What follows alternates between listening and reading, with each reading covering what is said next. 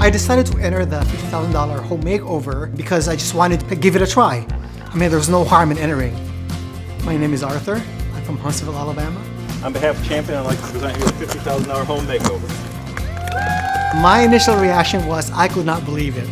Honestly, I didn't think it was real. Working with my Champion sales rep was very easy, very seamless. My sales rep was very easy to communicate with. Champion really helped me make my decision by looking at what the different options were, also the impact on market value of the house, also the efficiency. Products I selected for my prize were the doors, the windows, the gutters, and the shutters. Oh, I wanted to replace my windows because they were leaky. I just felt like they were too builder grade, so I wanted something more distinctive. We love our windows. My new windows are easier to operate, easier to clean. I have a better view now. I don't feel a draft coming into. So it's a win-win for me.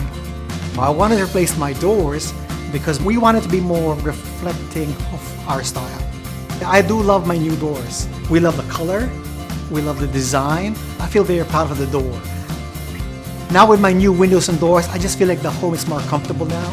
I think all these home improvements definitely made this house into my dream home. It now reflects our style, our choices. It's us. It has our fingerprint on it. My experience with the installation crew was very positive. They explained to me what they were going to do step by step. They said everything would be seamless, everything would be smooth, and it was. Replacing the doors and the windows, I think really helped the market value of the house.